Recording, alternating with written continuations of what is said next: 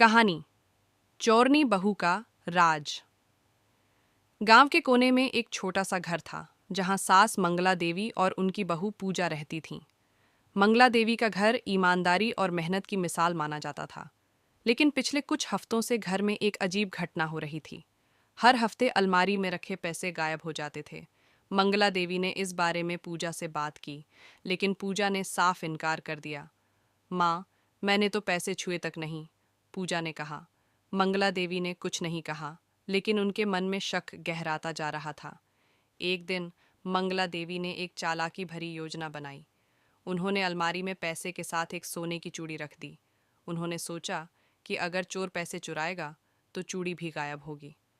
अगले दिन जब मंगला देवी ने अलमारी चेक की तो पैसे और चूड़ी दोनों गायब थे।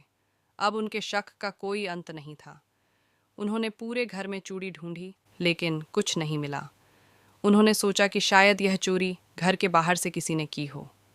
मंगला देवी ने चोरी की रात को जानने के लिए एक और योजना बनाई।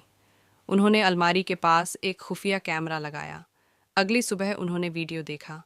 उनका दिल धक धक करने लगा जब उन्होंने देखा कि आधी रात को पूजा चुपके से अलमारी खोल रही थी। मंगला देवी को धक्का लगा। पूजा? उन्होंने मन ही मन सोचा, लेकिन उन्होंने इसे तुरंत जाहिर नहीं किया। उन्होंने सोचा कि पहले पूजा से सच निकलवाना होगा। उस रात मंगला देवी ने पूजा को बुलाया और कहा, पूजा, आज मुझे अलमारी से पैसे निकालने हैं, चूड़ी भी देखनी है। ये सुनते ही पूजा के चेहरे का रंग उड़ गया।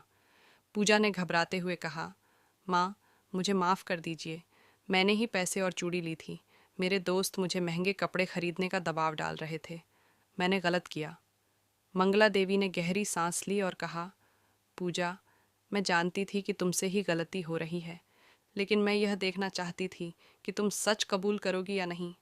मंगला देवी ने पूजा को माफ़ कर दिया, लेकिन एक शर्त रखी, अब से जो चाहोगी मुझसे मांगोगी।